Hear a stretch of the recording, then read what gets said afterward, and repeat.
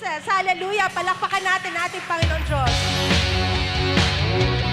Thank you, Lord, sa masayang araw para sa iyo, Panginoon.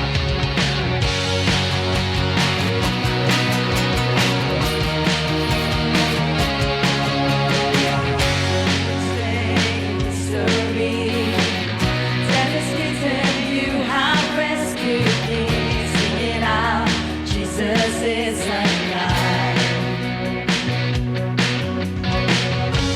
Across the empty grave, life eternal, you have won the day. Shout it out, Jesus is alive. He's alive. And oh, happy day, you wash my sin away. Oh, happy day, I'll never be the same. No, no, forever I am saved.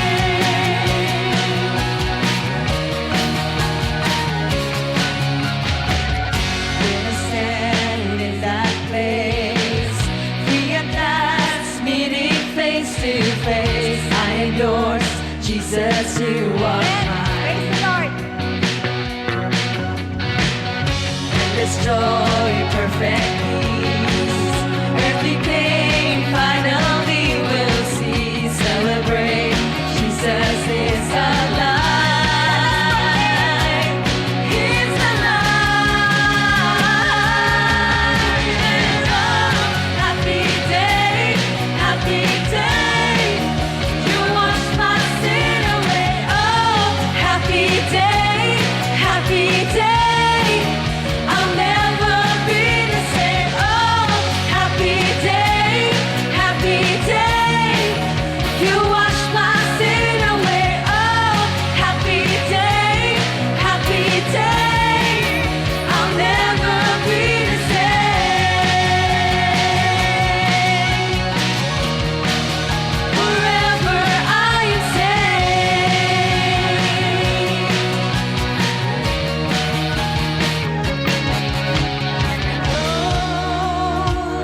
What a glorious day, what a glorious way. We are saved. That you have saved me. Oh,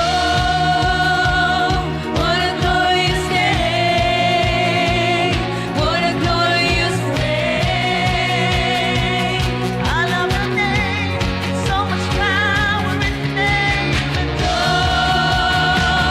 what a glorious day, what a glorious way. That you have saved me. Oh, what a glorious day, what a glorious name. Jesus. And oh, happy day, you wash my sin away. Oh, happy day, I'll never be the same. Oh, happy day, you wash my sin away. Oh, happy day, I'll never be the same. Forever I am saved. Forever I am saved. Praise the Lord. Mapagpalang gabi pong muli mga kapatid at welcome pong muli sa ating Midweek Fellowship. Salamat po sa Panginoon at muli po tayong nagkasama-sama sa gawain po ng ating Panginoon. At upang pasimulan po ang ganitong gawain, tara na po at ating pakinggan ang mga espiritual na awitin na inihanda po.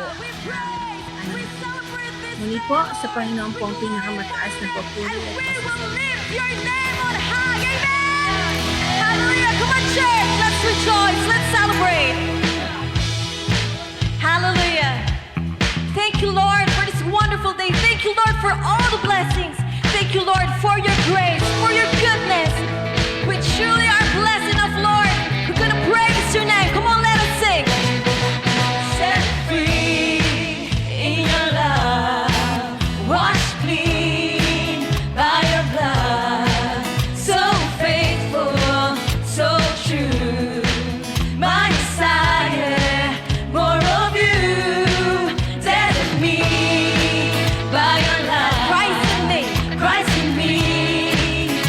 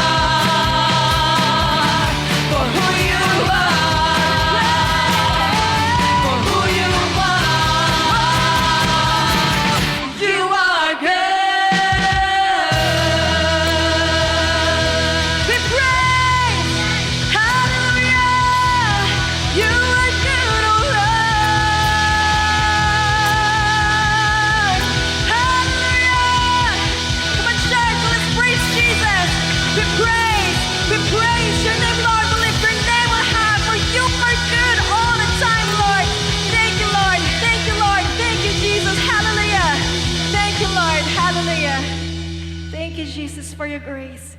Thank you, Lord, for your goodness, Lord. Thank you for your glorious presence that we feel in this place, Lord. Hallelujah. Thank you for the joy in our hearts, Lord. Thank you for the strength. Thank you for the comfort, Lord. Thank you for our lives, Lord. We just want to thank you for this day, Lord, for everything you have done for us, Lord Jesus. And we continue to praise your name, Lord. We continue to worship you in spirit and in truth. Hallelujah. Hallelujah, hallelujah. Hallelujah, Lord. Lord, you know ano ang nasa puso namin, Panginoon. Right now, Lord, we surrender them everything to you, Lord. And at this moment, we just want to declare how good you are in our lives, Lord. Sa kabila, Lord, mga pinagdadaanan namin pagsubok, Panginoon, mga pangailangan, karamdaman, Lord. You are above all them, Lord. You are faithful enough, Lord. Lord, your goodness, your promises, and you never fail us, Lord. And you will never ever fail us, Lord. And at this moment, Lord, we just want to thank you for everything you've done for us, Lord. From our hearts, Lord. Sa bawat araw ng ginagawa mo, Lord, andun yung mga pangako mo, andun yung pag-asa mo, andun yung kalakasan, yung comfort, Lord. Thank you, Lord, for everything you've done, Lord. And we just want to give everything to you, Lord. Binabalik namin sa iyo ang lahat, Lord, because without you, we are nothing. Wala kami sa lugar na to na nagpupurit, nagpapasalamat sa iyo. Hallelujah, hallelujah. Hear our hearts, hear our prayers, hear our praise, Lord, from our hearts. Let's continue to worship you. We just want to lift your name on high. The name above all names, Lord. The glorious presence, Lord. The King of Kings, the Lord of Lords, Son of God. Everything is about you, Lord. About your grace, about your goodness. It's not about us, Lord. Fill us with your spirit, Lord. Fill us with your grace. Continue to worship you, Jesus. Hallelujah. My church, let us sing from our hearts. Let's declare His goodness, His faithfulness. Sing with all our might. Let's lift His name on high. Hallelujah. Patuloy nating papurihan ng Panginoon galing sa ating mga puso. We praise your name, Lord. Hallelujah.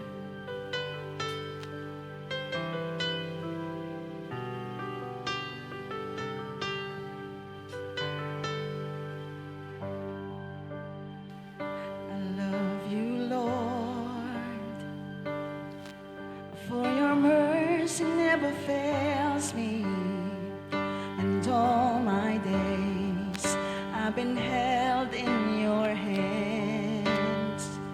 From the moment that I wake up until I lay my head, and I will sing of the goodness of God. And through my life you have been faithful. And through my life you have been so, so good. With every breath that I am able, and I will sing of the goodness of God.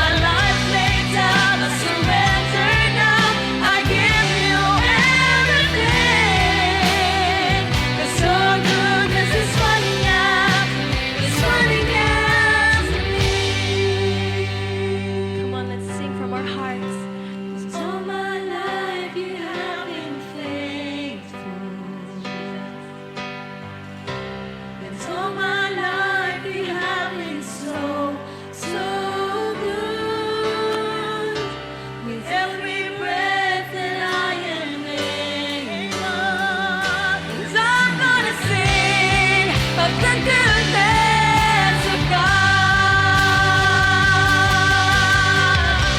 'Cause all my life you have been faithful. 'Cause all my life you have been so, so good. With every breath that I am able, I'm gonna sing of the goodness of God. I'm gonna sing of the goodness of God. Yes, I'm gonna sing of the goodness of God. Praise you, worthy. Worthy is your name, Jesus. You deserve the praise. Worthy is your name. Worthy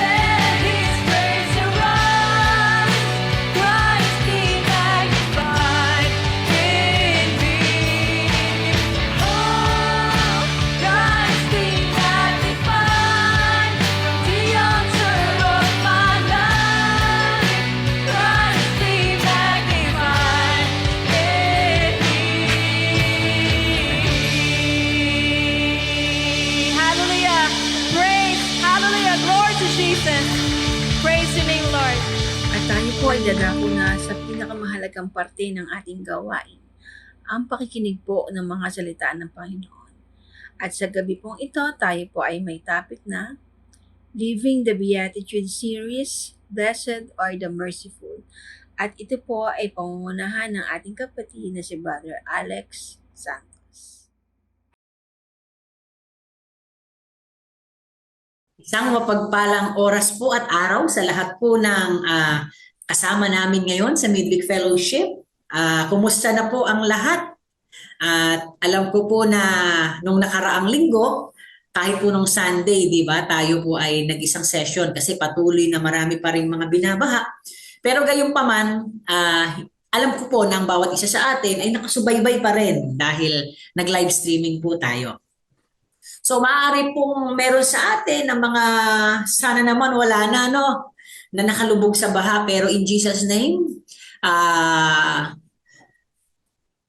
hindi na sana lumalim pa ng gusto at talagang humupa na at makabangon na tayong lahat mula sa naging epekto ng nakaraang habagat na may ilang ba? 3 ba? Krising, Dante, Emong, di ba? Na mga bagyo. So, napakabuti ng Diyos. Iyan lang po yung gustong una kong sabihin sa inyo sa oras na ito sapagkat siya po ang patuloy na nag-ingat sa atin, nagbigay ng tagumpay. Naalala ko yung kwento na kung saan ang Panginoon ay pinatahimik niya yung naglakad siya sa dilim, di ba? Pinalakad niya si Pedro sa ibabaw ng tubig, tapos andyan pa rin ang agos, andyan pa rin ang hampas ng alon, nandiyan pa rin ang malakas na hangin. And then, after nun, sinamahan sila ng Panginoon sa bangka. And after that, tapos na yung kwento. Hindi na sinabi na tumigil ang alon.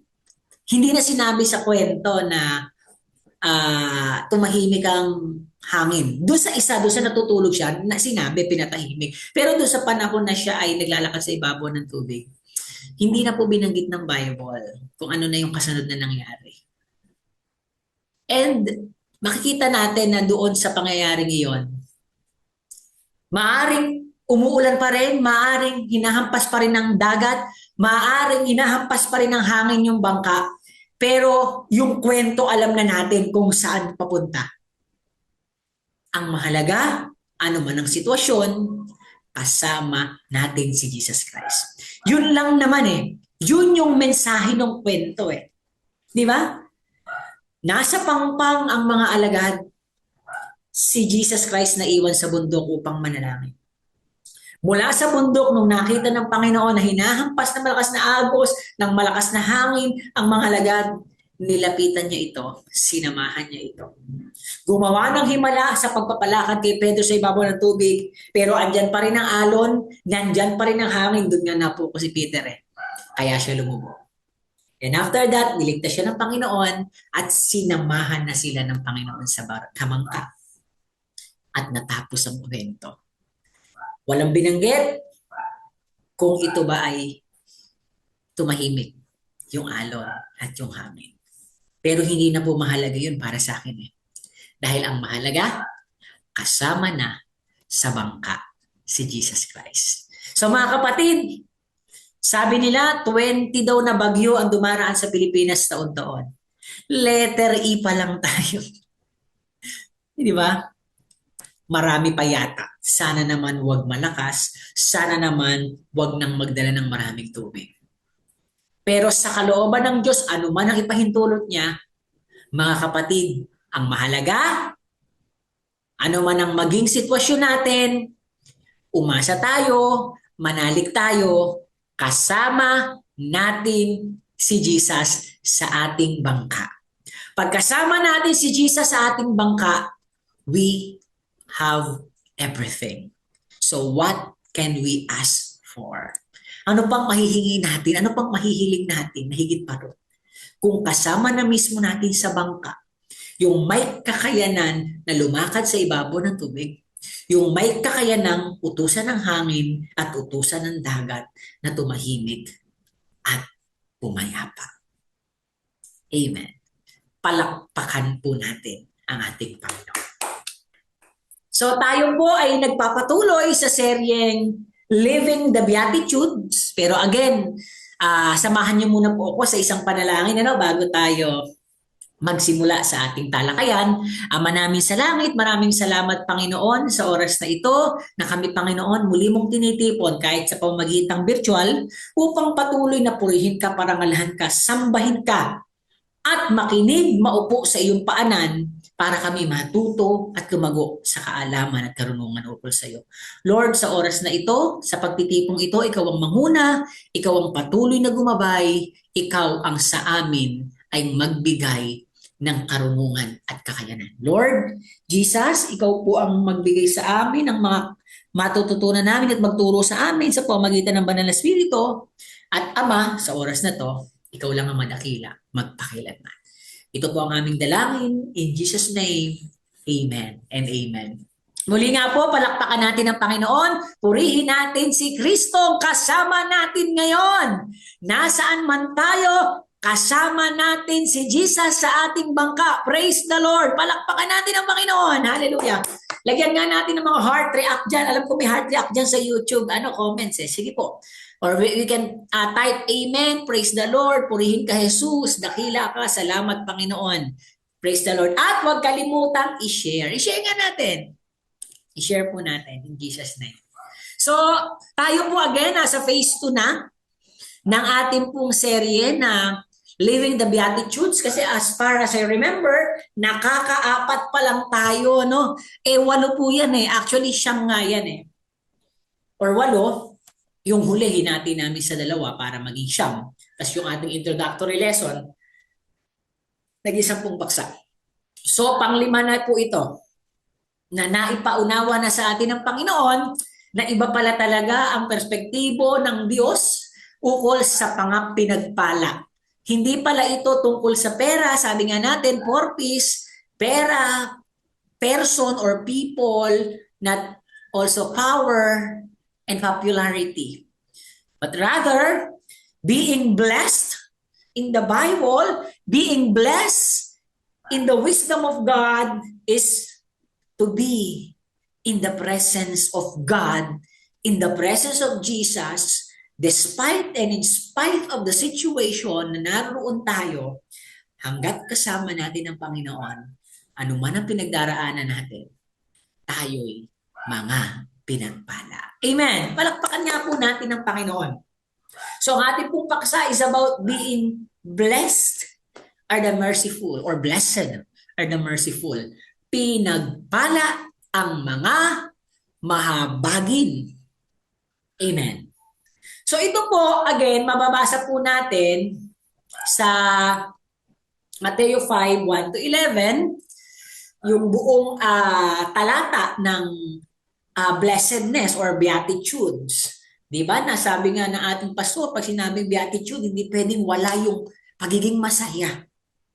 At makita naman natin sa mga pinag-usapan natin ng mga nakaraang linggo, pinagpala ang mga tao walang inaasahan kundi ang Diyos sapagkat kabilang sila sa kaharian ng Diyos. So wala ka man sa mundong ito, pero mayaman ka naman sa piling ng Diyos. Bless ka naman. Amen. Pinagpala ang mga nagdadalamhati. Amen. So sa mundong ito, nandiyan ang kapighatian, nandiyan ang sakit, nandiyan ang mga pagsubok na nagdudulot sa atin ng dalamhati. Nandiyan din yung mga taong tatalikuran tayo, iiwan tayo dahil sa ating paglilingkod sa Diyos. So nandiyan ang dalamhati. Nandiyan din yung sa paggawa natin ng mabuti, maraming mga hindi magandang mangyayari sa ating paligid. Kaya tayo magdadalamhati. Pero sa kabila ng lahat ng yon, pinagpala tayo. Bakit? Sapagat ang ating kaaliwan, ang ating kaligayahan ay nagmumula sa Diyos. Amen! At pag ang kaligayahan at kaaliwan ay mula sa Diyos, ito'y magpakailanman. Hindi to fleeting. Amen. Hindi pansamantala. Hindi panandali ang aliw. Palakpakan nga natin ang Diyos. Di ba sa mundo, yung aliw sa mundo bukod sa panandalian, nakasisira pa ng buhay. Amen. Kaya nga dun sa mga, di ba? For richer or for poorer, yeah, in sickness and in health, di ba? Sa kaligayahan or sa dalamhati, di ba? Tiisin mo na. Huwag kang humanap ng palandaliang aliw. Amen. Tiisin mo na ng konti yung dalamhati't hirap. Dahil ang kaaliwang magbibigay sa iyo ay ang Diyos. Amen. So yung konting dalamhati at pagsubok na pinagdaraanan natin sa mga minamahal natin, tiisin na natin, alang-alang sa Diyos. Sapagkat ang ibibigay sa atin na kaaliwan at kasigayahan at kaligayahan ng Diyos ang magpakailanman. Palakpakan nga po natin ang Panginoon. Pinagpala ang mga mapagpakumbaba sapagkat mamanahin nila ang daigdig. Di ba? Pag tayo mapagpakumbaba, pag hindi mataas ang tingin natin sa sarili, hindi po yun pagiging mahina. Hindi po yun pagiging talunan. Di ba? It's about being dependent to God. Amen. So, mamanahin daw po natin ang daigdig. So, hindi mo kailangang ipagmalaki ang buhay mo.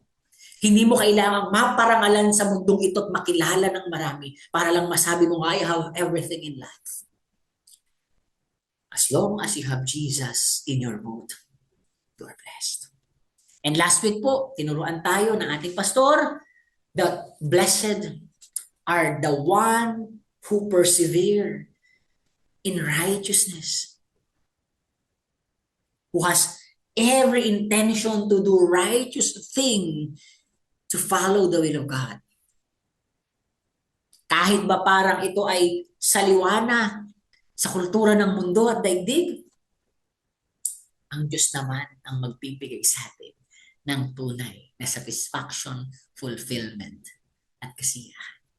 At sa oras pong ito, ang ating pong paksa ay tungkol naman dito sa verse 7, pinagpala ang mga mahabagin, blessed are the merciful, sapagkat kahahabagan sila ng Diyos.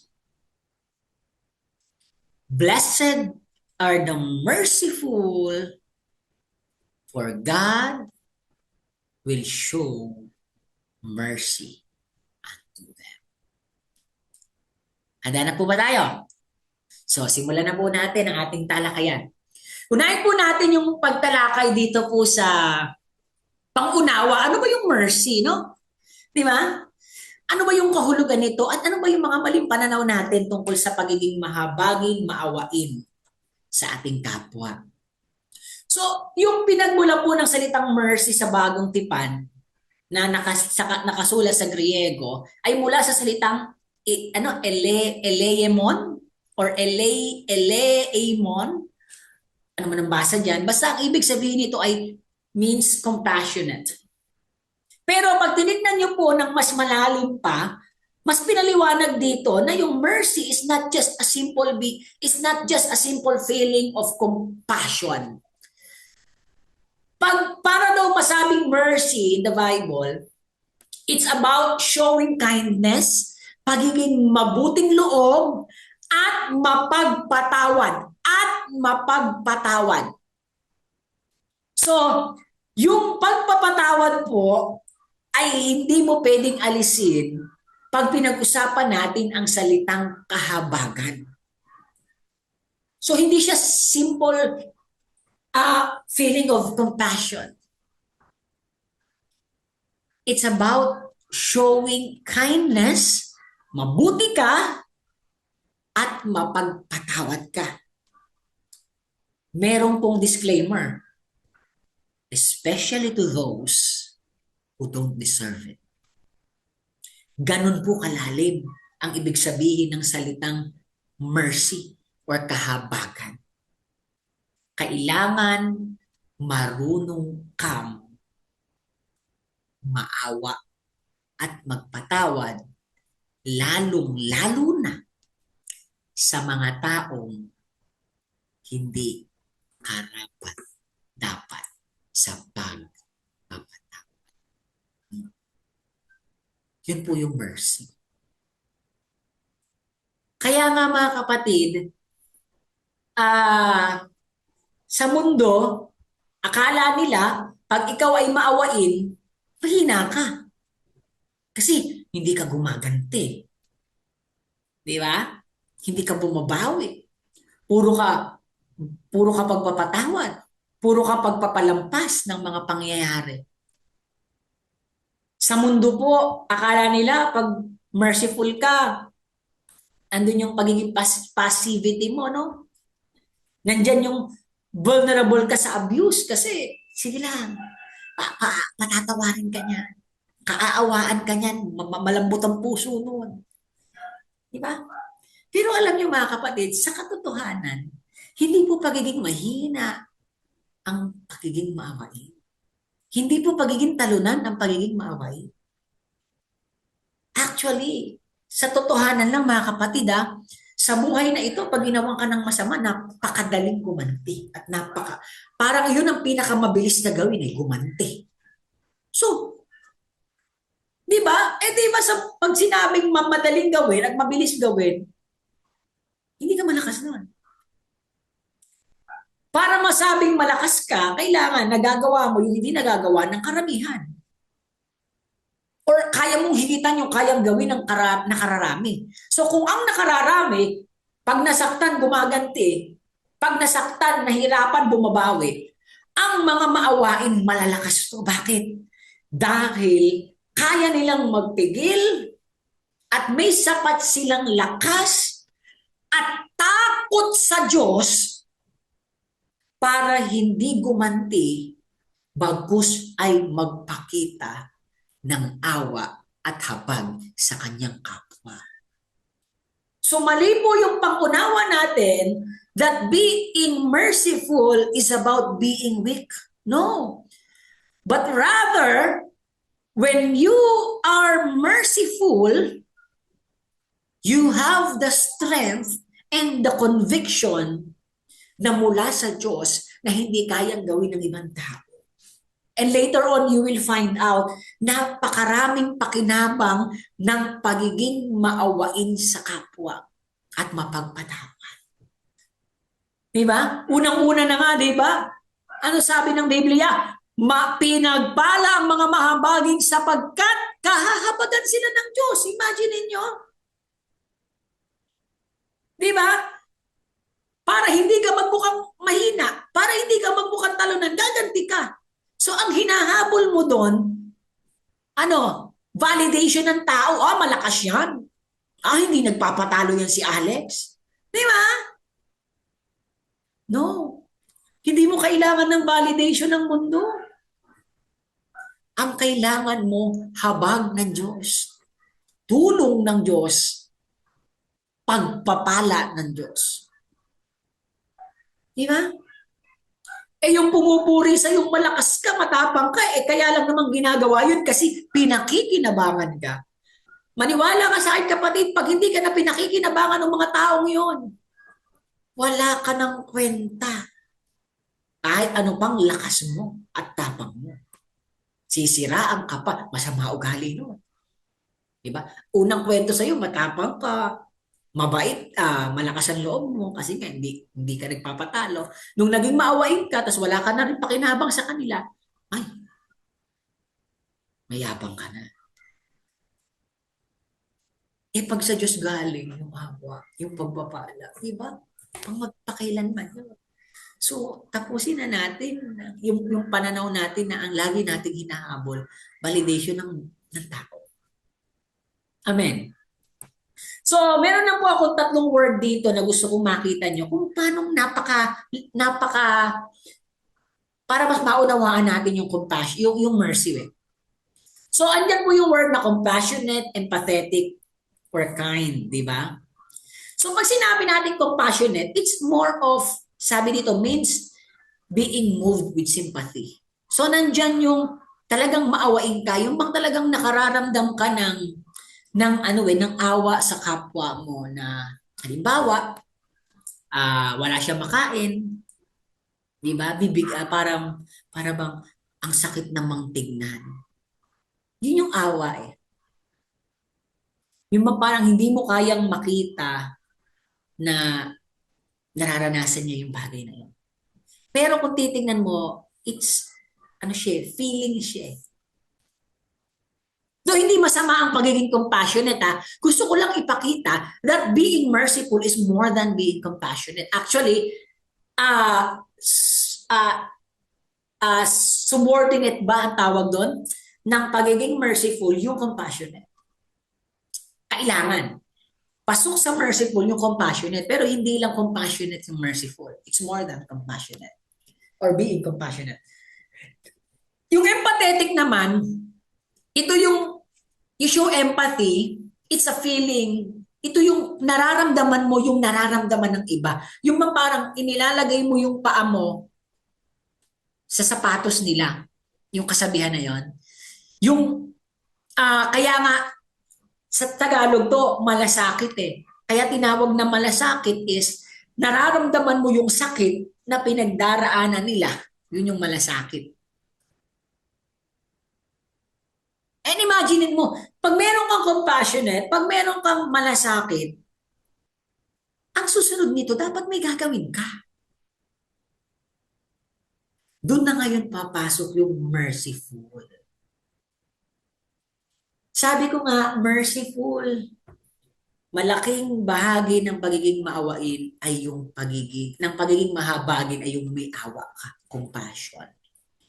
Pero it's more than being compassionate. Pag sinabi po nating mahabagin, ito po ay compassion in action. Naawa ka, alam mo yung pakiramdam ng wala, kaya may malasakit ka, kaya may gagawin ka. So yung pagiging mahabagin or merciful, nagsisimula yan sa pakiramdam ng awa hanggang maramdaman mo yung hirap na pinagdaraanan nila na para bagang dumaan din ako dun eh. Pinagdaanan ko rin yun eh. Parang hindi dapat niya nararamdaman yun at nararanasan yun. Pero hindi natatapos dun. May gagawin ka. So, merciful is an active verb. Or should I say, an active action. Kailangan may ginagawa ka sa awang nararamdaman mo. Kaya nga di ba kanina sabi ko, yung pinagmula ng word na mercy, hindi pwedeng alisin doon yung kindness. May itutulong ka dapat. May ibibigay ka dapat. And forgiveness. Pag walang kabutihang ginawa, pag walang pagpapatawad na naganap, walang habag na ipinadama. Pinatawad ko naman, Brother Alex, so mahabagin na ako noon. Hindi pa.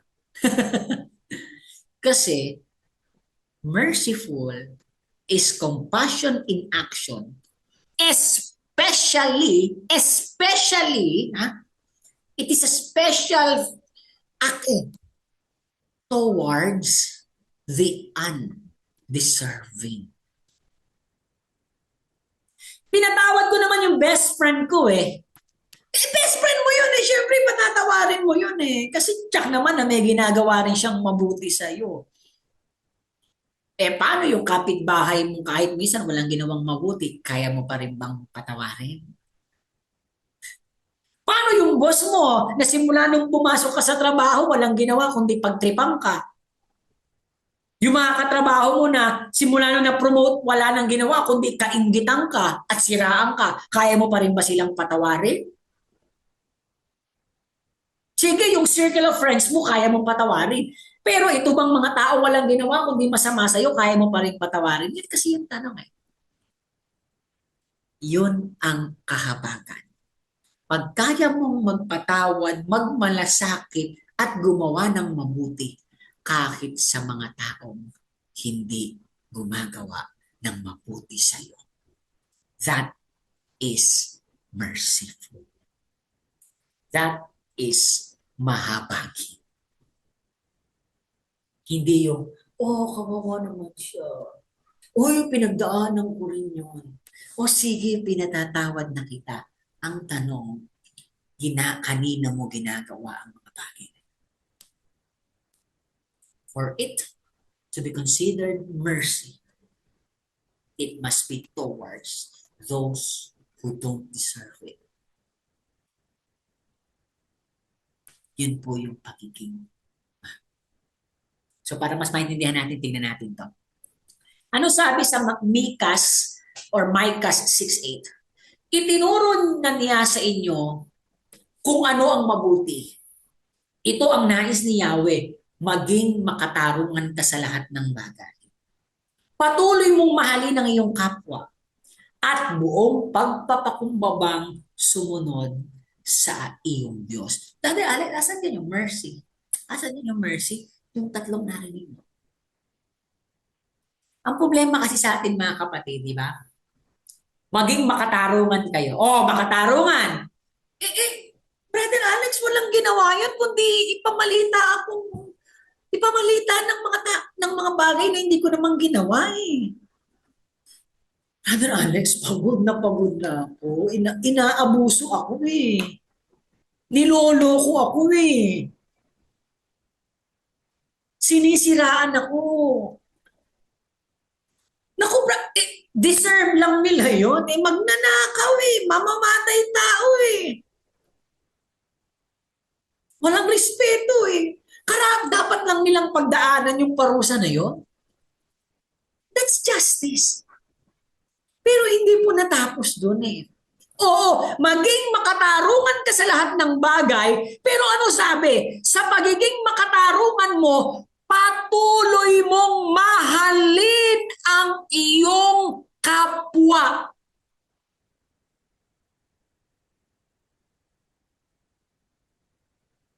That's mercy. Sa gitna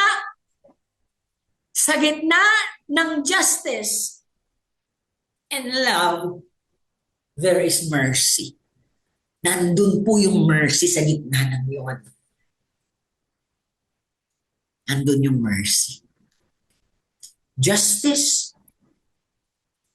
and love. In between those two attributes of God, that there is mercy.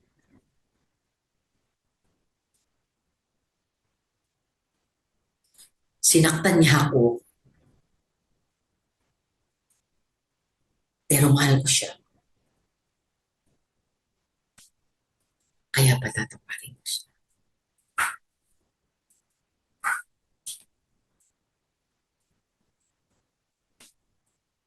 Yun po yung mercy. Yun yung kapwa.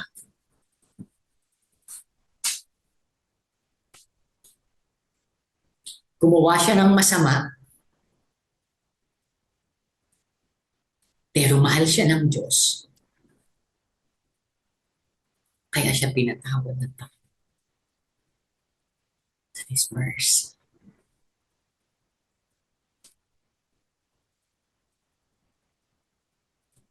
Kaya nga sabi doon sa huli, buong pagpapakumbabang sumunod ka sa iyong Diyos.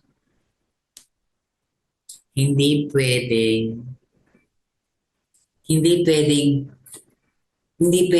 one-sided ka. Hindi pwedeng puro justice. Yung love naman na feeling, hindi pwedeng puro din magiging kasi love. Parang dumarating na sa point na para bagang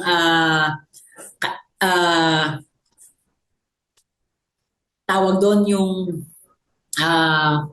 niloloko mo na yung tao kasi love mo, andun na yung obsession kasi love mo. Yun naman yung mali. Kaya nga dapat gumit na eh. At actually, andun yung habag. Andun yung grace. Andun yung mercy eh. When justice and love meets, there is mercy. Kaya nga, mercy is the central to how God expects us to live. Kailangan doon ka lagi lumakad. Di ba? Nandun lagi yung binabalanse mo yung katarungan at pagmamahal. Kaya nandun yung pagpapatawad at habag sa iyong kapwa. Mercy is about both forgiveness and help. Naawa ka, kaya tulungan mo. Naawa ka, kaya patawarin mo. Pag nagawa mo yon, habag na ang tawag doon. Hindi pwedeng hanggang dito lang sa pakiramdam. Di ba? Si Jesus Christ, habang nasa langit, naaawa siya sa atin. Ang sabi nga sa Bible, ang tingin sa atin ng Panginoon ay parang mga tupang walang pastol. So, ayun na yung awa. Hindi natapos sa awa si Jesus Christ. Bumaba sa lupa, kailangang manaigang katarungan. May kasalanan, binayaran yung ating mga kasalanan ng kanyang buhay. Ang pinambayad niya, yung buhay niya. Nang sa gayon, yung katarungan, mabayaran, at yung pagmamahal ng Diyos, maiparamdam, kaya't nagkaroon tayo ng kapatawaran at tulong mula sa isang tagapagligtas. That is mercy and grace. Habag at kagandahang loob ng Diyos. Amen. So hindi pwedeng pakiramdam lang. Yung ba nanonood ka sa TV ng mga nasalanta ng bagyo, pero nakakaawa naman sila. Compassionate. But without action, there's no mercy happen.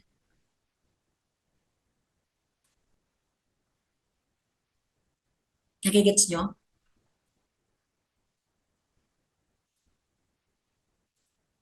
Naawa ka sa nanloko sa'yo, sa nanakit sa'yo, sa namalita sa'yo, ng hindi maganda o sa gumawa ng bagay na hindi maganda sa'yo, pero hindi mo napatawad, walang naganap na habag. Mercy is both forgiveness and help toward people in need, people who suffer, and people who experience failure in life.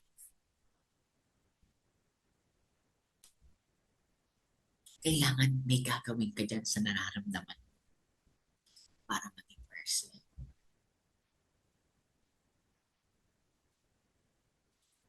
Tignan mo si Jesus Christ. Di ba? Talagang pinakita niya dito sa John 8, 1-11. Ano ba yung mercy? Talagang nasa gitna siya nasa gitna siya ng justice at ng love eh. Ito po yung kwento nung nahuli sa pangangalon niyang babae. Si Jesus naman ay pumunta sa bundok ng mga olibo at kinabukasan, maaga pa'y nagbalik na siya sa templo. Lumapit sa kanya ang lahat ng mga tao. Umupo siya at nagsimulang magturo. Ito na ngayon, habang nagtuturo si Jesus, dumating noon ng mga tagapagturo ng kautusan at mga Pariseo. So ito yung mga inggit na inggit sa Panginoon. Ito yung mga galit na galit kay Jesus kasi gumagawa ng movement, gumagawa ng bagong relihiyon. Nagbe-brainwash kuno ng mga tao. At itong mga tagapagturo ay may dalang isang babaeng nahuli sa pangangalan niya. Iniharap nila ito sa karamihan. So talagang gustong ipahiya, ano? At sinabi kay Jesus ng mga tao na to, ng mga tagapagturo ng kautusan at Pariseo, Guro, ang babaeng ito'y nahuli sa aktong pangangalan niya.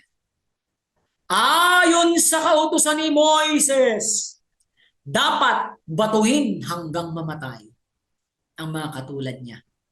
Yayabang ano? Ang kaharap mo si Jesus Christ. Kaso hindi nila kilala. Ang kaharap mo anak ng Diyos. Ang ang kaharap mo ay ang mismong sumulat ng kautusan ni Moises. Gamit ang kanyang kamay sa tabletang bato. Tapos ngayon parang gusto mo sa akin ipakita na hindi ko alam yan. Mayabang nga eh. Diba? Ayon sa, parang, oy, baka hindi mo alam. Diba? Ano naman ang masasabi nyo? Ito kasi ang dahilan ng mga mayayabang na yan. Itinanong nila ito upang subukin siya at nang may maiparatang laban sa kanya. Alam niyo mga kapatid, si Jesus kasi, prior to this, kilalang kilala siyang mapagpatawad. Talagang ang ministry ni Jesus, nagpapatawad siya. Gumagawa siya ng mabuti, nandun lagi yung habag. Naging ministry na ni Jesus yung love. Love, love, mahalin, mahalin, mahalin, mahalin, magmahal kayo, mga kaaway, mahalin. Yan ang turo ni Jesus. Nagpapakain ng mga nagugutom, ng tanghaling tapat, di ba? Walang nawawalan pag nandiyan si Jesus kasi mapagmahal siya. So iniisip nila na, ito, mahal to ni Jesus Christ. O mahal to ni Jesus, o sasabihin ni Jesus, huwag niyong batuhin, or labag na sa kautusan niyo, di ba? Talo ka na ngayon. Pwede ka na namin ipahuli kasi hindi ka sumusunod sa kautusan ni Moises. Kasi hindi to papayag na batuhin eh. So parang parang akala nila corner na nila si Jesus Christ. Ngunit yumuko lamang si Jesus at sumulat sa lupa sa pamamagitan ng dalig. Alam niyo mga kapatid, marami nagsasabi na ito daw yung mga kasalanan ng mga taong nakapaligid doon. Ako naman, sa aking pananaw, ang dami nun, isa-isa. So meron namang isang grupo ng mga scholar, sabi nila, ang isinulat daw ni Jesus sa lupa ay yung kautusan. Alam niyo kung bakit? And I also want to believe na iyon na sinulat ni Jesus. Alam niyo kung bakit? Di ba ipinamumukha niyo sa akin ayon sa kautusan ni Moises? So ito ang sagot ni Jesus. Huwag niyo sabihin sa akin yan. Alam niyo kung bakit? Alam ko yan. Ako mismo ang sumulat niya.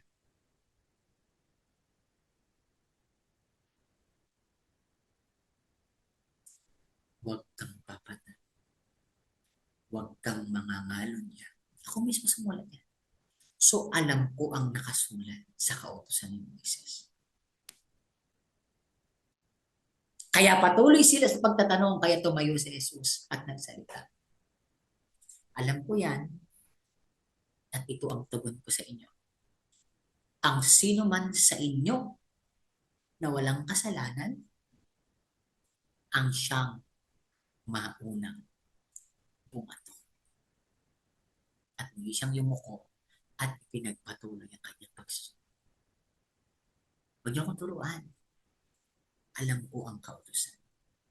Kaya sa oras na to, itong sasabihin ko sa inyo, sige, batuhin niyo.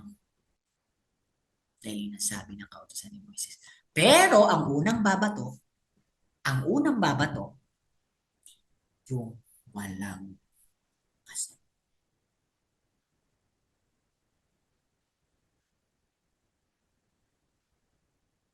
Sinabi ba ni Jesus huwag batuhin? Sabi niya, batuhin niyo.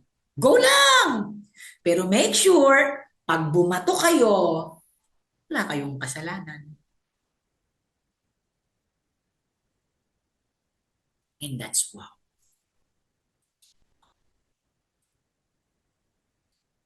Hindi ng wisdom ni Jesus Christ. This is one of the most significant wisdom. Talagang iba. Alam nyo, iba talaga ang Diyos. Imagine niyo, no?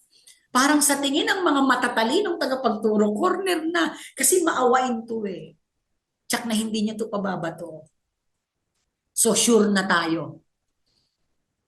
Masisira natin ang taong to. Ay, sira talaga si Jesus Christ.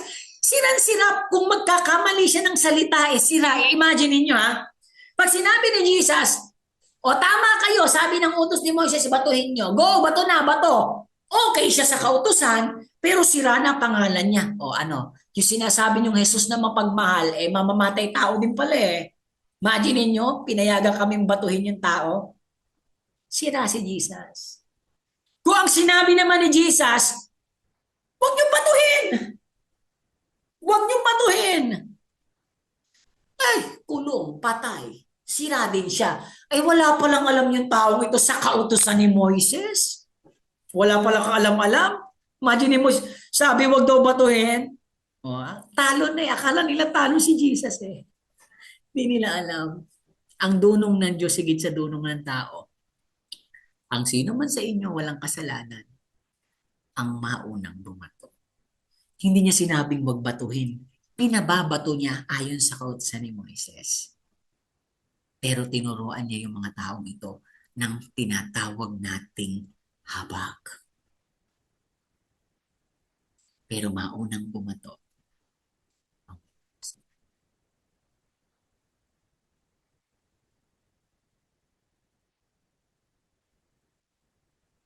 Mabuti ang katarungan, mabuti ang pag-ibig.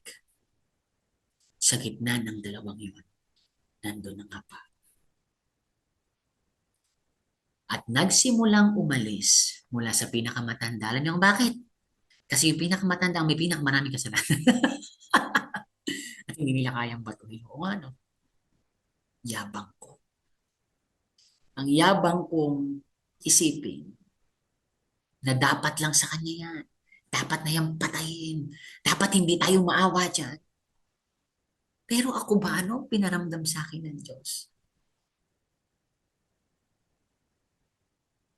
Yung matanda na yan, yung pinakamatanda dyan, nung sila ba'y nagkamali, nung sila ba'y nagkasala sa Diyos, anong ginawa ng Diyos sa kanila?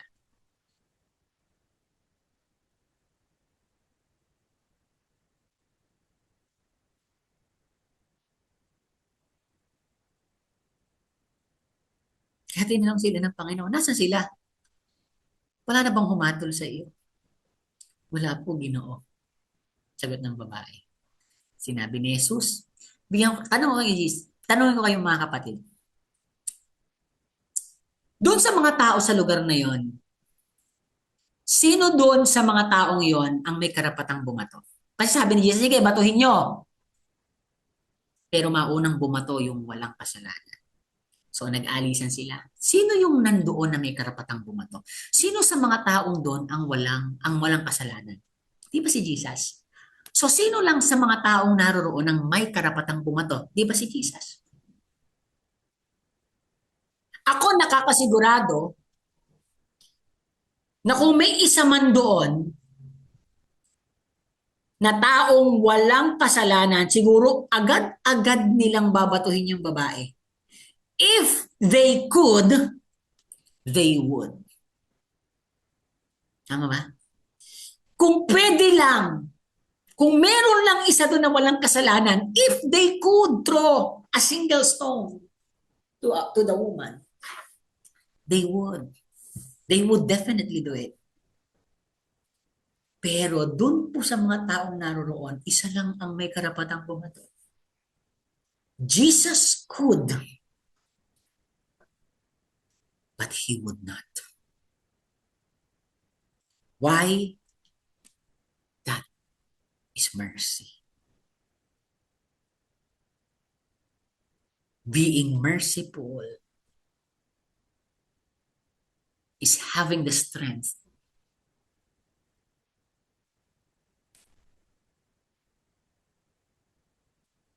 di ba? To refrain or not to show punishment to people even you are warranted to do so. Even if you could, but because of mercy, you would not. Ano ginawa ni Jesus? Hindi rin kita hahatulan. Sila, hindi kanila hinatulan dahil wala silang karapatang hatulan. Ako, kahit may karapatan akong hatulan ka, dahil mahal kita at dahil nahahabag ako sa iyo, umuwi ka na. Wala ngayon. Huwag ka nang gumawa ng kasalanan. Pinatawad ka na. mercy.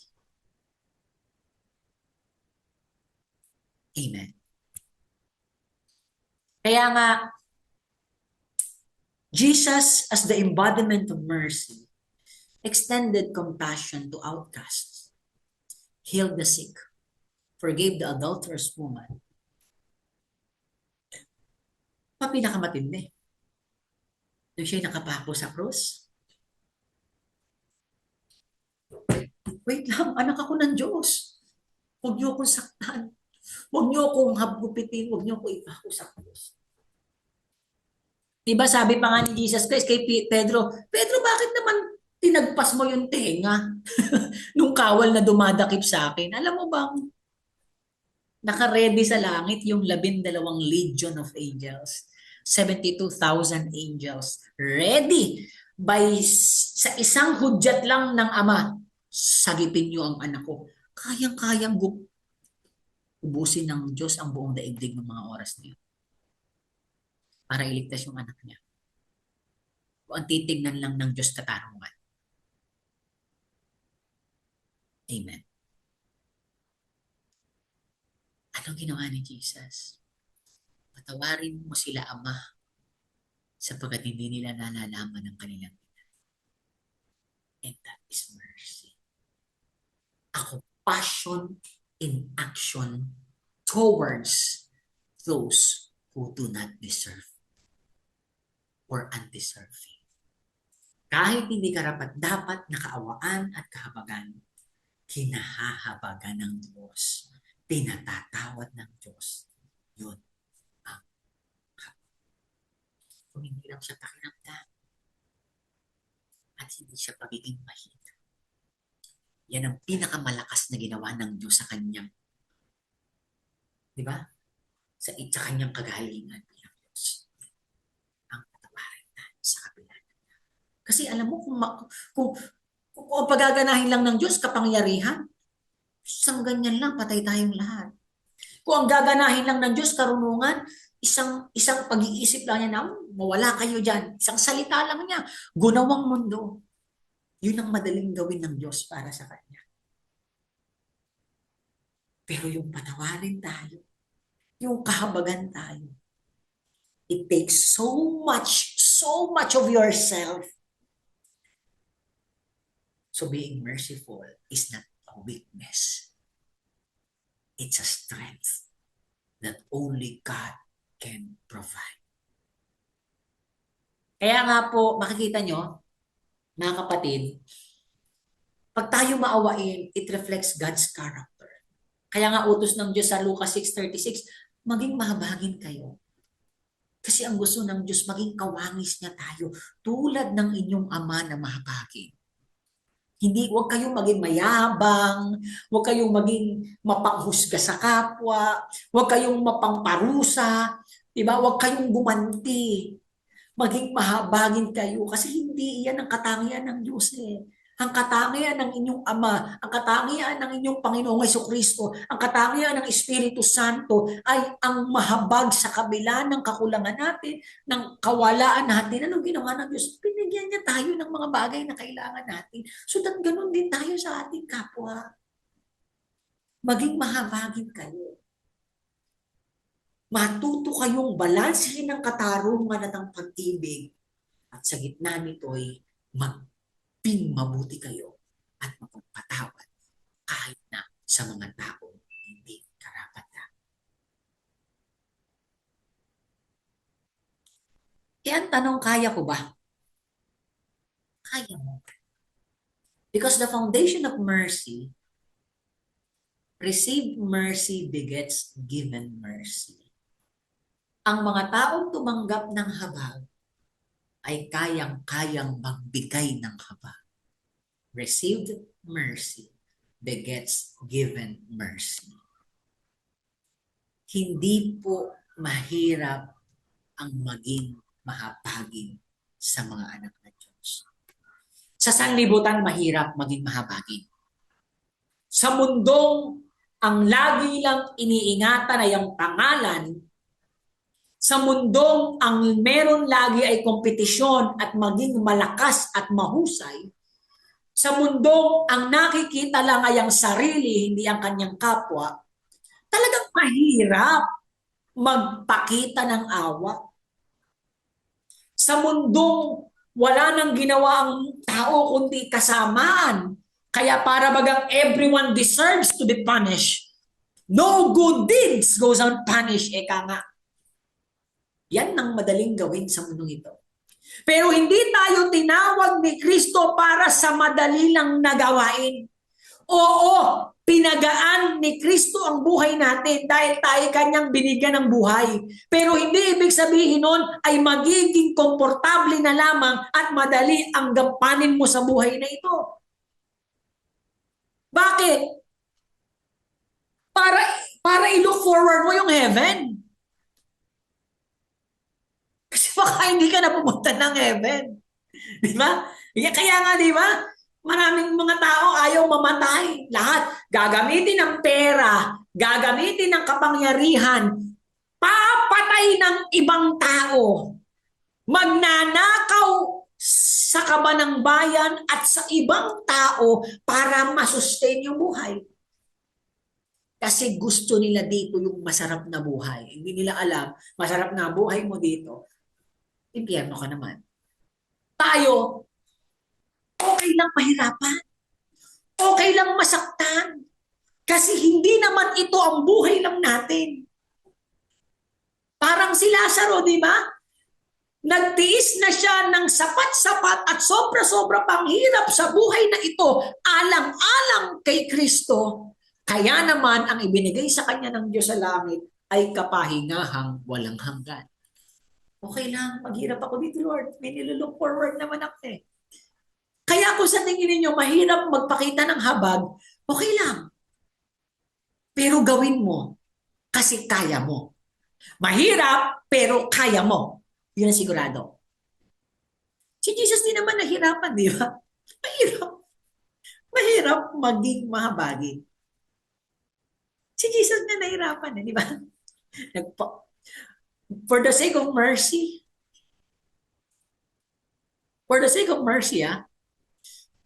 minura, pinagpasan ng krus, pinatay. Muling nabuhay para sa habag. Alam niyo ba, nagawa niya na lahat yun? Ang tigas pa rin ang ulo ng tao, ayaw pa rin kumilala kay Kristo. Kahit tayo mga anak ng Diyos, ang tigas pa rin ang ulo, puro pa rin may mga pagkakataon. Pinipili pa rin natin ang sarili natin. Pero salamat may Kristong may habag na kahit mahirap dahil sa pag-ibig, tinitiis. Yan yung habag. Kahit ang madali sa atin parusahan, ang madali sa atin dalhin sa impyerno, hindi ginawa ng Diyos. Mahirap talagang magbigay ng habag. Pero alang-alang sa habag na tinanggap natin mula sa Diyos, maging mahaba. Mahirap, oo. Pero ang sigurado, kaya. Bakit kaya mo? Sabi sa Roma 5:8. Ngunit pinatunayan ng Diyos ang kanyang pag-ibig sa atin na mamatay si Kristo para sa atin noong tayo'y makasalanan pa.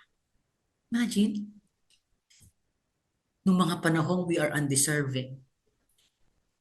Noong mga panahon na ang pwedeng gawin sa atin ng Diyos parusahan at patayin, pero hindi tayo ang pinarusahan at pinatay. Hindi yung kanyang anak. Bakit? Naawa siya sa atin. Nahabag siya sa atin. At dahil sa habag na yon at kamatayan at pagpapakasakit ni Kristo, tayo'y pinatawad ng Diyos. Kaya nga dun sa cross, at the cross, mercy and justice kissed. Naghalik sa krus. Naghalik sa krus yung katarungan at pag-ibig. Ito yung habag ng Diyos. Kailangang bayaran ng kasalanan ng tao.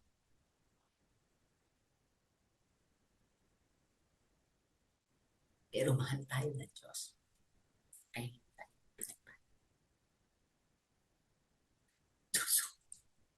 Doble sakit, ano? Yeah. Binayaran na niya yung kasalanan nating lahat, pero siya pa yung humarap noon out of love.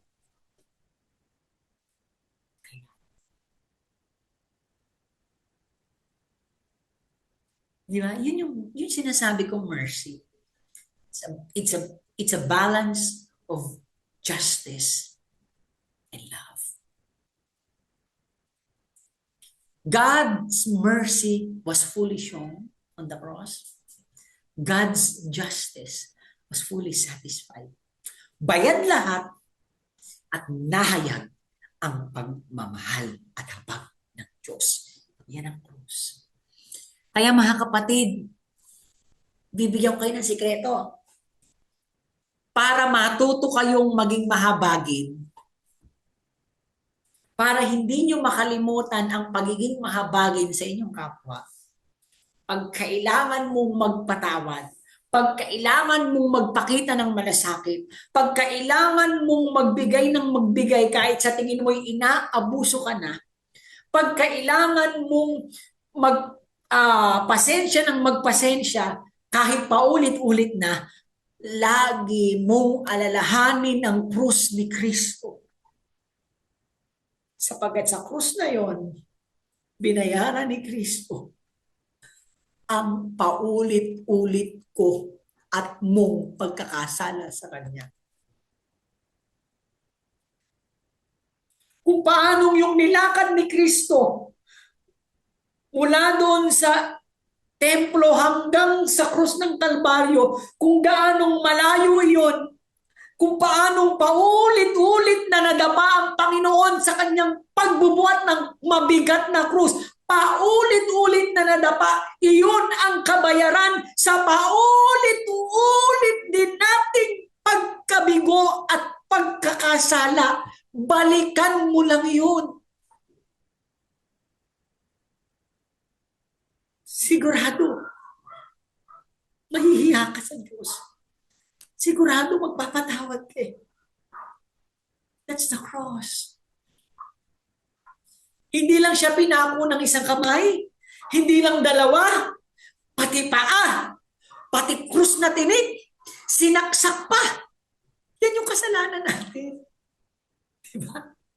Hindi lang tayo minsang nagkasala sa Diyos. Paulit-ulit. Kaya yung pagpatay kay Kristo, paulit-ulit din.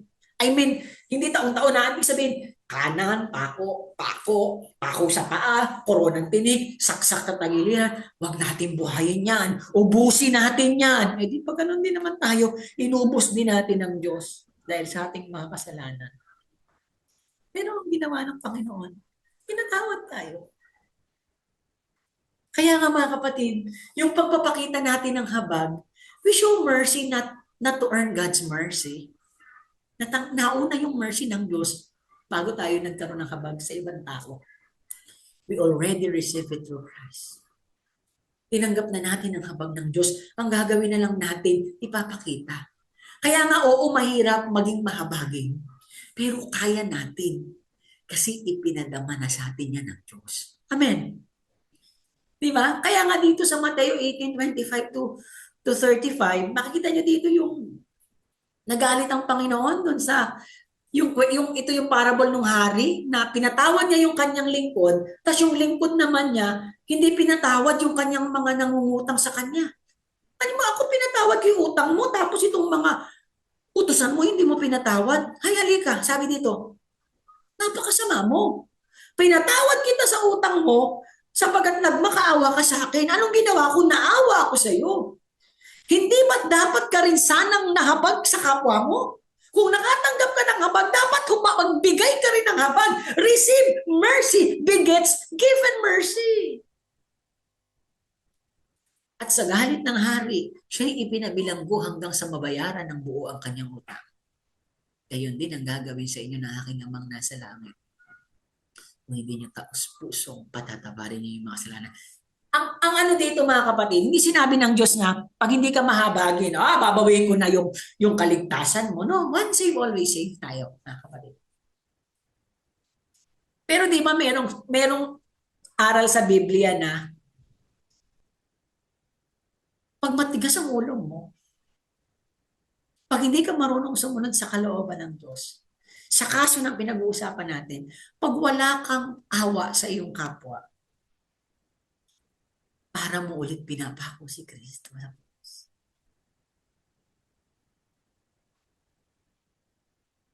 Kaya nga, if mercy calls, remember the cross. Just remember the cross.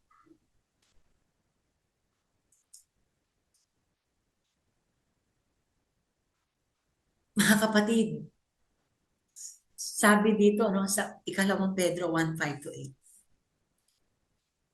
idagdag sa pananampalataya ang kabutihan, ang kaalaman, ang pagpipigil sa sarili, ang katatagan, ang pagiging makadiyos, pagmamalasakit, kapatid, at pag-ibig. So hindi natatapos sa pananampalataya. We need to live our life na mabuti, na may alam, na nagpipigil sa sarili kasi may habag, na may katatagan kasi may habag, na may kabutihan kasi may habag, nagiging makadiyos, gusto mong ipakita, iparamdam ang Diyos sa iyong kapwa, yun yung habag.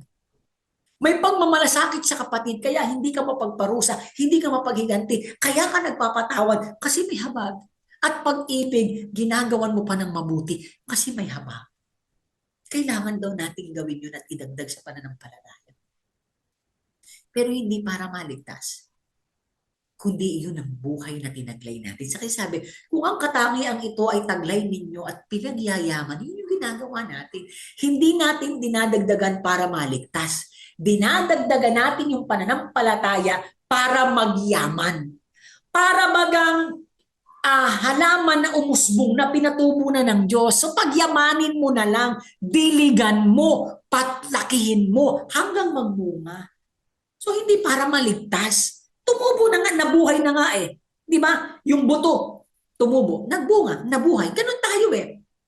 Natanim, dahil sa kaligtasan na binigay ng Diyos, nabuhay tayo. Pero hindi pwedeng buhay lang tayo. Kailangan mamunga. So pagyamanin.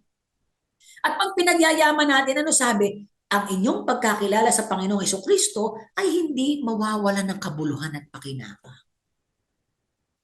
Pinakikinabangan tayo ngayon ng Diyos. Ngunit kung wala sa inyo ang mga ito, hindi naman niya babawiin ang kaligtasan mo. Pero ito daw ang nangyayari sa buhay natin pag wala sa atin itong kahabagan at katatagan. Itong pagiging mapagmahal at mahabagin sa kapwa. Parang bulag at hindi nakakakita. At nakalimot na nilinis na kayo sa inyong mga kasalanan. Pag hindi ka daw mapagpatawad at hindi ka marunong mahabag sa kapwa, nakakaya ka. Bakit? Nakalimutan mo ng pinatawad ka rin ng Diyos. Nakalimutan mo ng kinahabagan ka ng Diyos. At nakalimutan mo ng minsan sa buhay. Baka hindi nga minsan eh. Baka hanggang ngayon, di ba? Meron ba sa atin dito perfect na? Wala naman, di ba?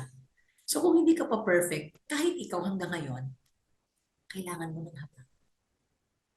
So kung ikaw mismo kailangan mo ng habag, bakit hindi mo kayang magpadama ng habag?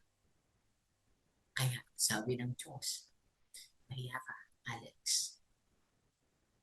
Blessed are the merciful, for they shall be shown mercy.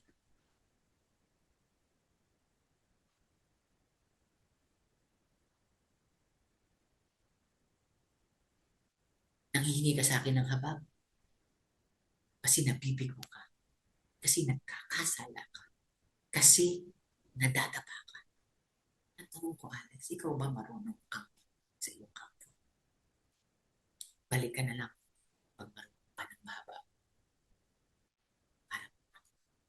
Hindi para mawala ka, hindi para mawala yung kaligtasan, hindi yun ang purpose ng Diyos, kundi para turuan tayo. Mercy is a spontaneous gift or fruit of genuine salvation. Yung pagiging mahabagin kapatid, spontaneous to, natural to, na bunga ng ating kaligtasan. Kaya nga, if we truly encountered God's mercy, it will overflow to others. Kaya, pag ikaw ay hindi marunong maawa, pag wala kang kahabagan, to hold back mercy is to contradict the very grace we claim we have received. Parang may mali sa faith mo. Pag sinasabi mong naramdaman mo ang habag at pagpapatawad ng Diyos, pero ikaw hindi ka marunong magpatawad at mahapag. There is something contradicting and wrong with what you claim to receive or to have received. Kaya nga, ang tanong lang dyan sa'yo, tinanggap mo na ba talaga? Kasi kung tinanggap mo talaga ang kahabagan ng Diyos, it will produce definitely, spontaneously, mercy also. Kaya nga yung mercy becomes our testimony. Hindi mo siya pinagdidesisyonan lang kung gagawin mo ba or hindi. No. Dapat ito na yung buhay natin. At huwag mong isipin na pag mahabagin ka, talo ka, mahina ka, parang wala kang pagpapalang tinatanggap. No. You are blessed to be merciful. Kasi ang iniisip natin di ba? Yun nga yung in-address ni Jesus Inisa-isa niya yung mga beatitude para ipakita sa atin, hindi porket pinadarama mo to sa iyong kapwa, wala ka ng pagpapala. Kasi di ba, para bagang pag mercy, bigay ka ng bigay. Bigay ka talaga ng bigay pag merciful ka Di ba? Di ba? Ito pagkain, ito pagkain, ito pagkain. Ito tulong, ito tulong, ito tulong. Kahit parang ina-abuse ka na, ito tulong, ito tulong. Paulit-ulit ka nang ginagawa ng masama, sige, patawad, patawad, patawad. Para bang nakakaubos. So parang asan dun yung blessed? Asan dun yung blessed? Asan dun yung blessed, mga kapatid? Asan dun yung blessed? Ang blessed, ikaw kasi yung bukal. Ikaw yung bukal. Di ba? Nakita ba? Di ba? Bigay ka ng bigay. So, kaya ka may naibibigay kasi you are blessed. Eh baka mauubos ako. Hindi ka mauubos. Hindi ka mauubos. Alam mo kung bakit? Blessed are the merciful. Hindi ka mauubos. Sinecured ni Jesus yun. Sinigurado ni Kristo na pag mahabagin ka, hindi ka mauubos. Sigurado ako doon. Huwag kang matakot, magmalasakit, magpatawad, at umibig. Huwag kang matakot na maglingkod sa Diyos alang-alang sa mga taong kailangan si Kristo. Baka maubos ako, Brother Alex. Baka makalimutan ko na yung sarili ko. Hindi. We compromise our rights. We compromise our pride for the sake of mercy and the gospel. Huwag kang matakot, maubos para sa kahabagan ng Diyos. Blessed are the merciful. In short, hindi ka mauubos. Si Jesus ba naubos? Namatay siya. Pero muli siyang binuhay ng Diyos. In short, laging may replenishment. Diba? May grace on top of grace. Kung sa tingin mo yung grace na unang binigay sa'yo nauubos, another grace on top of grace, on top of grace, on top of grace, on top of grace, on top of grace, on top of grace, on top of grace. So forgive. Huwag kang gumanti. Forgive. Hindi ka mauubos, hindi ka maaabuso, hindi ka ma-exploit pag mahabagin ka. Bakit? Sapagkat kahahabangan sila ng Diyos. As living witnesses of God, love, grace, and mercy, we live the gospel when we show mercy. Kaya nga ano panawagan sa atin ni Kristo? The call to mercy is to live the life of Jesus. Kagaya ni Jesus, kagaya ng pagiging mahabagin ni Kristo, ipinakikita at itinuturo sa atin na mabuhay din tayo kagaya nito. Kagaya ni Kristo, pinatawad niya yung paralitiko. Niyakap ni Kristo yung tax collectors, si Mateo, si Zaccheo, di ba? Naging friend siya ng mga sinners. Okay lang yun. He forgave yung mga nagpako sa kanya sa krus. Father, forgive them. Forgive them. Binalikan niya si Pedro na nagkanulo sa kanya. He forgave Peter. Hindi niya tinalikuran. Parang, hanggang kailan ko, ba't dumating na sa punto ni Jesus na frustrate na siya. Hanggang kailan ko ba kayong tutulungan at hanggang kailan ko ba kayong tuturuan? Ang tagal nyo na akong kasama, ganyan pa rin kayo. Pero hindi siya na, blessed are the merciful for the sake of mercy, for the sake of love, for the sake of grace. Hindi ako bibitaw, hindi ako susuko kahit mahirap maging maawain. Ipagpapatuloy ko. And he restored Peter who denied him because of mercy. Na itong mga tao ito, dapat dito parusahan na. But he restrained himself. He showed mercy. He gave kindness. He gave forgiveness. Ano sabi sa awit 103, 11-10?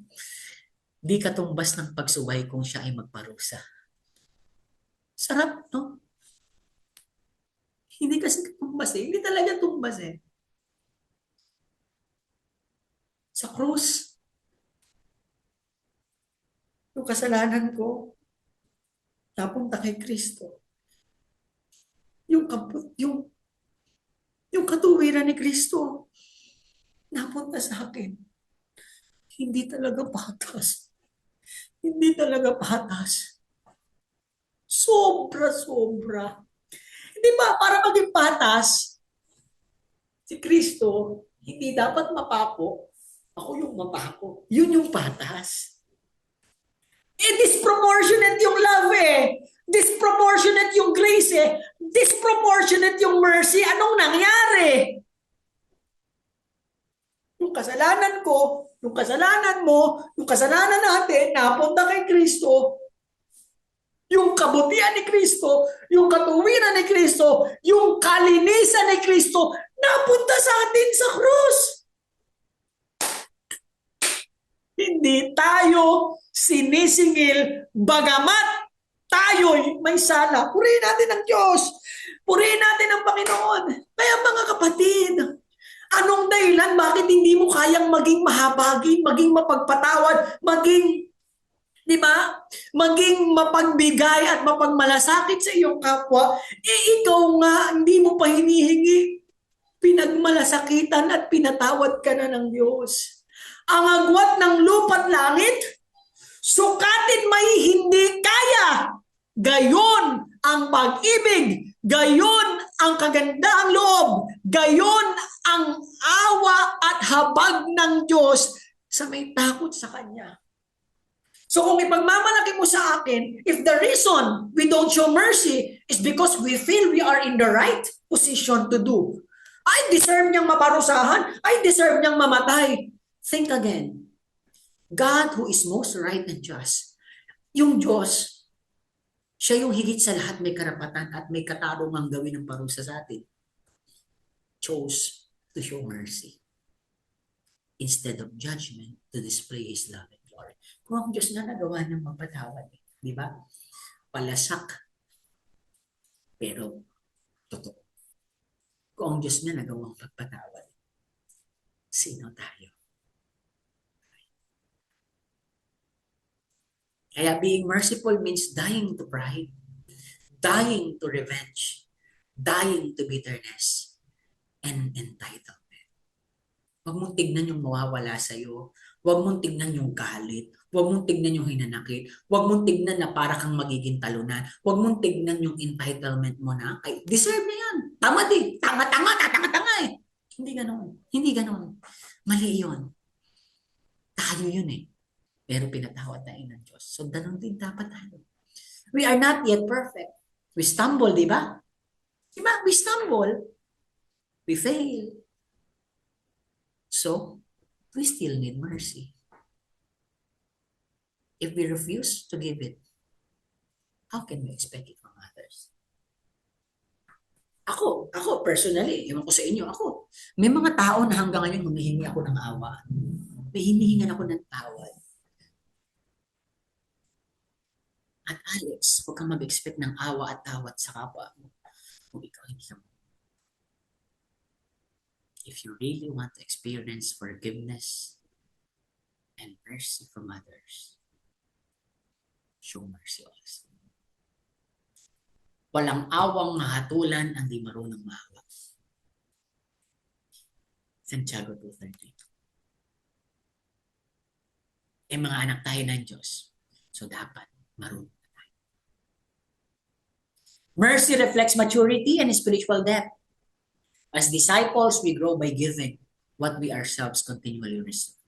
Patuloy tayong kinahabagan ng Diyos, mahabag tayo sa ating kapwa. Patuloy tayong pinatatawad ng Diyos, magpatawad tayo sa ating kapwa. Mercy requires daily surrender and obedience. We choose to love over revenge. Amen. Mas piliin nating magmahal kaysa humanti. We choose compassion over judgment. Mas pinipili nating magmalasakit at magbigay ng awa kaysa humusga, kaysa humatol, kaysa manlait ng kapwa. And we choose forgiveness over pride. In short, we choose others over ourselves. At pag ikaw po marunong magpatawad, pag ikaw marunong magparaya, pag ikaw marunong mahapag sa iyong kapwa, sabi ng siyensya, studies show that people who forgive and show mercy experience lower stress levels and better emotion. Take note of this. Science affirms what Scripture commands. So do it. Be merciful, be loving, be forgiving, be a living witness and disciple of Jesus. Because Jesus says, blessed are the merciful, for God will show mercy unto them. Kung marunong kang mahabag, kung marunong kang magpatawad, kung marunong kang magmahal, kung marunong kang magmalasakit at tumulong sa mga nangangailangan, isa kang tunay na alagad ni Kristo. Hindi ka maubos, hindi ka mawawalan, hindi ka talunan, pinagpala ka sapagkat ikaw ay mabagay at tinahak ng Diyos. Muli, sa oras na to, naway, bless ang bawat isa. Palakpakan po natin. Salamat sa Panginoon, naway dinggin niya ang lahat ng ating mga panalangin at kagalingan, kapayapaan at ang walang hanggang pag-ibig ng Diyos ay magkumapaw sa ating lahat. Amen.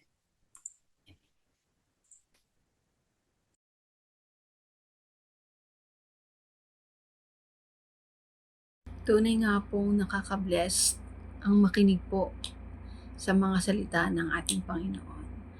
At sa gabay at tulong po ng ating Panginoon, nawa po ang ganitong mga gawain ay maipagpatuloy po. Kaya po marapat po na ating suportahan ang mga gawain po ng ating community. Every Wednesday po ang Midweek Fellowship from 6 to 8 p.m.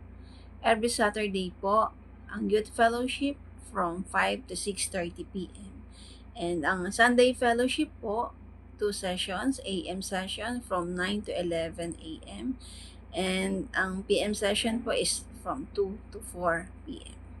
Kaya po, sa ating pong community, ang pastor natin, mahal natin. Ang pamilya po natin, ang lingkod, mahal natin. At ang tema po ng taon, ako ay para kay Kristo, kasama ng lingkod na haharap.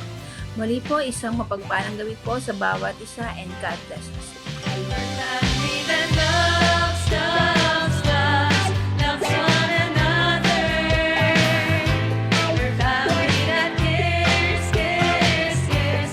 We're sisters and brothers. Sunshine or rain, we will love just the same.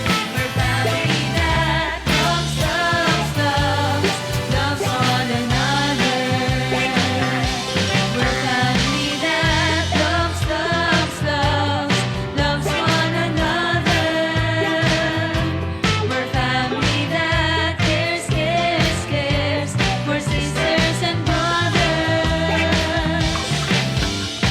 Sunshine or rain, we will love just the same. We're family that loves, loves, loves, loves one another. Sunshine or rain, sunshine or rain, we will love just the same. We're family that loves, loves, loves, loves one another. We're family that loves, loves, loves, loves one another. We're family that loves, loves, loves, loves one another.